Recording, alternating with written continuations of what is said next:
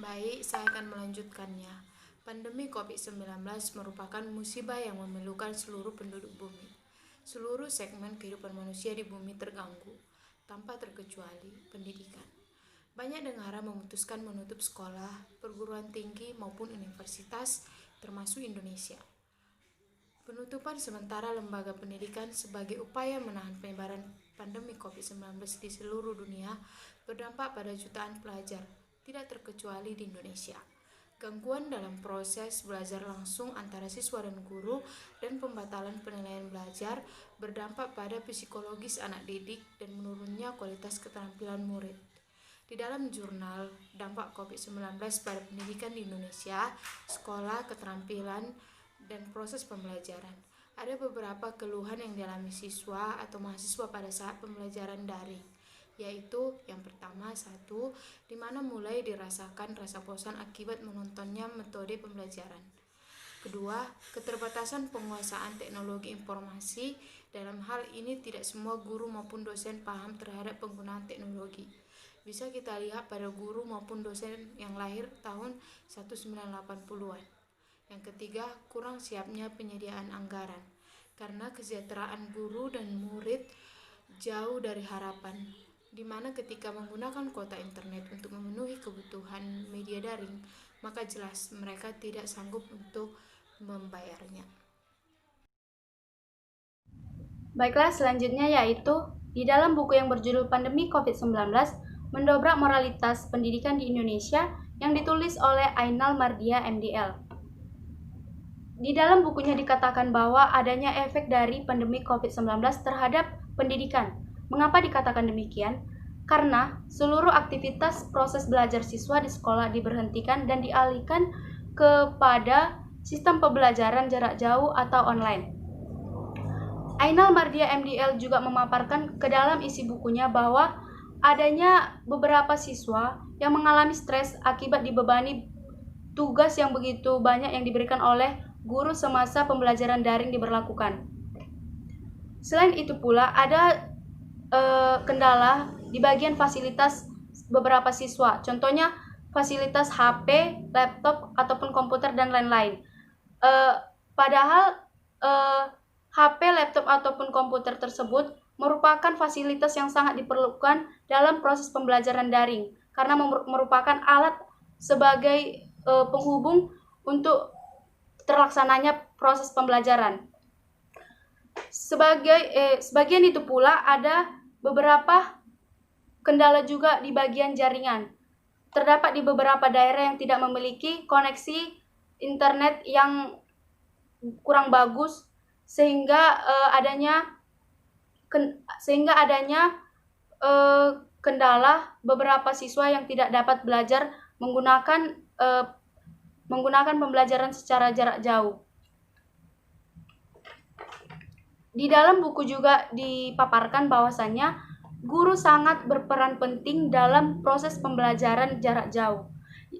Dikatakan demikian karena guru harus mempunyai ide atau daya tarik dalam pembelajaran jarak jauh agar siswa tidak mudah merasakan bosan di saat melaksanakan pembelajaran online atau daring. Maka dari itu guru dituntut agar bisa memahami atau bisa menggunakan teknologi secara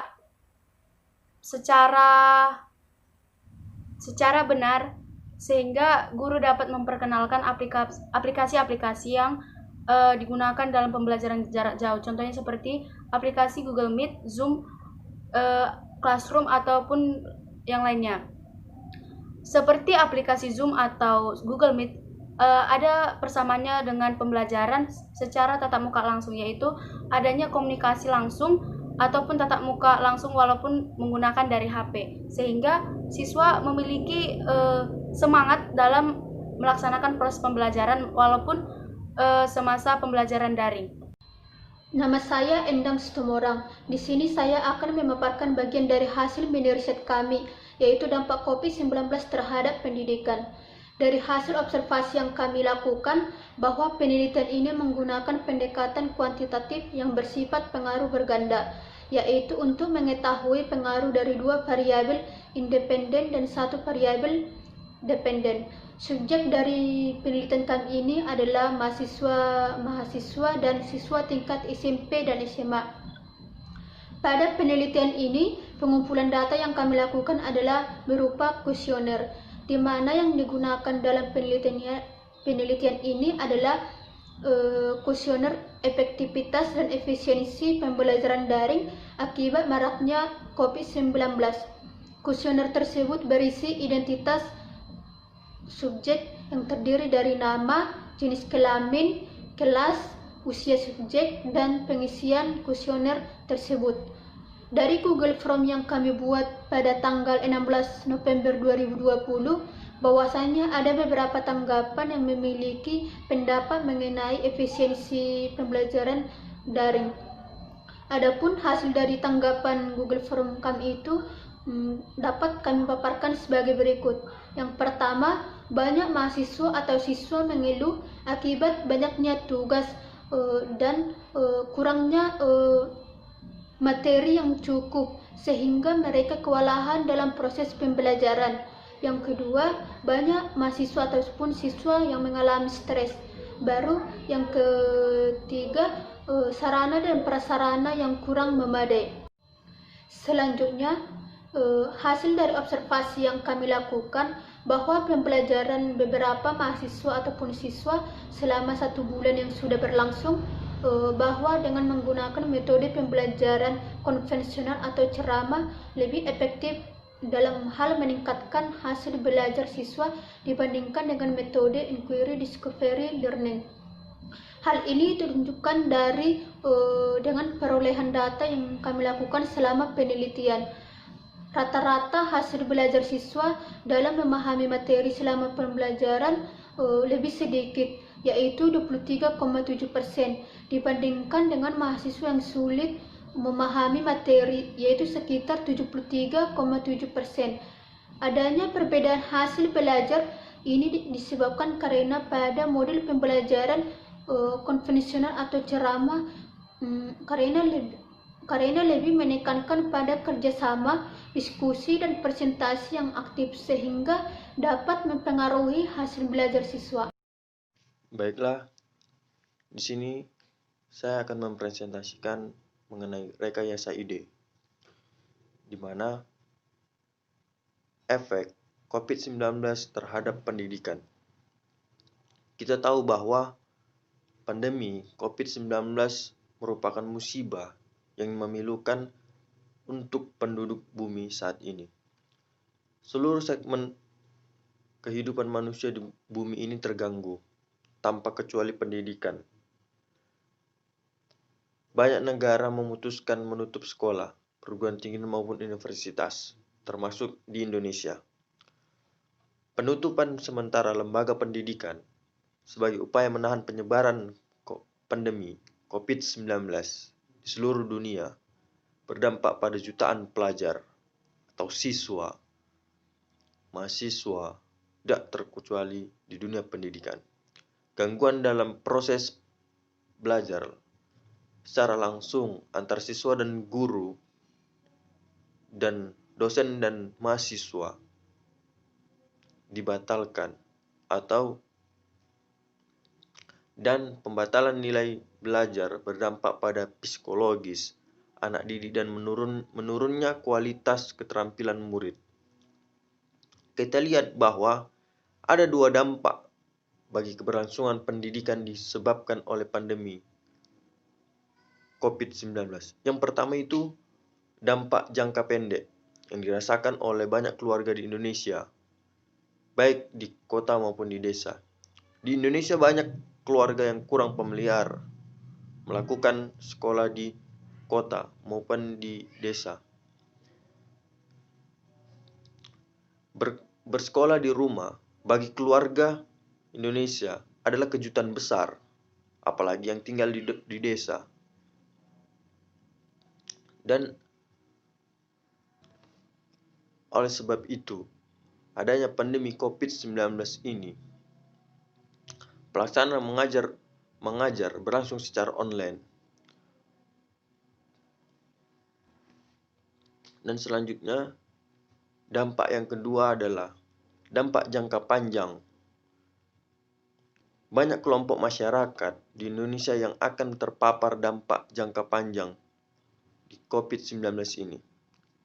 Dampak pendidikan dari sisi waktu jangka panjang adalah aspek keadilan dan peningkatan ketidaksetaraan antar kelompok masyarakat dan daerah di Indonesia.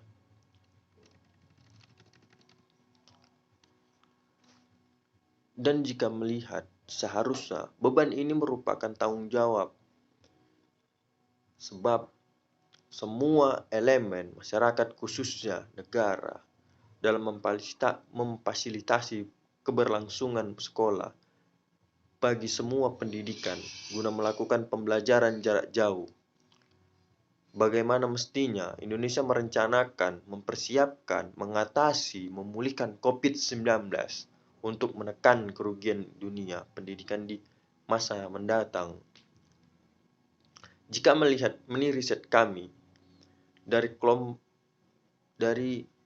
kelompok, banyak para siswa kebingungan untuk menghadapi pembelajaran online dengan keterbatasan dan melaksanakan pembelajaran online ini menurut mereka yang sudah disebarkan angket melalui Google Form, bahwa mereka berpendapat pembelajaran online ini sangat meresahkan.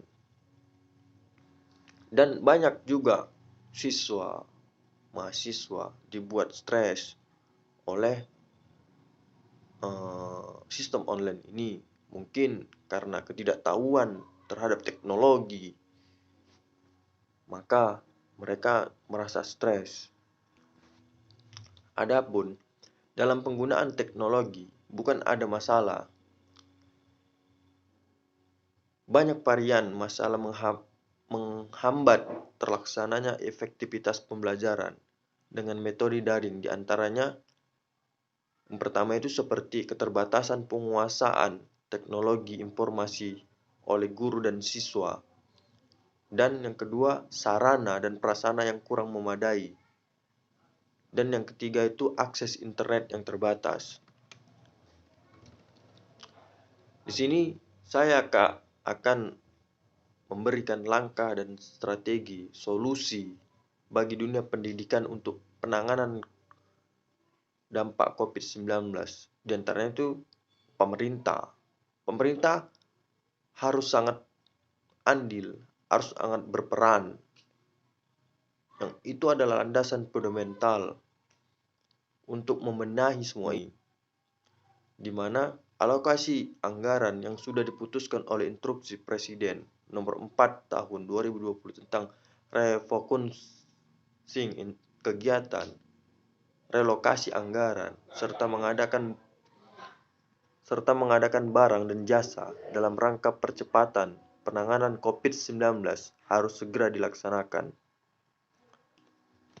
Di mana yang kedua itu menjadi solusi bagi pendidikan Indonesia itu adalah orang tua, di mana orang tua menjadi peran penting terhadap anak-anak mereka, terutama dalam dunia pendidikan. Di rumah tangga harus menjalankan fungsinya. Demikian di mana antara orang tua dan guru saling membantu untuk mengembangkan potensi anak dan mengembangkan cakrawala berpikir anak dan menanamkan suatu tanggung jawab terhadap anak. Jadi antara anak dan orang tua saling bekerja sama untuk mengembangkan cakrawala dalam pendidikan yang terjadi sekarang ini, dan mengembangkan sikap dan pengetahuan anak-anaknya. Itulah peran orang tua saat pandemi ini. Dan yang selanjutnya itu guru. Langkah pembelajaran daring harus efektif mungkin. Guru bukan membebani murid dalam tugas-tugas dan yang dihantarkan dalam belajar di rumah. Seharusnya guru hadir secara gagasan dalam door to door peserta didik. Guru bukan hanya memposisikan sebagai pentransfer ilmu, tetapi tetap saja mengutamakan ingarso sung tolodo, di mana tetap mengayomi dan merhatikan peserta didik. Baik, itu saja yang dapat saya jelaskan mengenai rekayasa ide ini, di mana saya sudah menjabarkan tentang solusi dan strategi dalam menghadapi pandemi dunia pendidikan ini. Antaranya yang sudah saya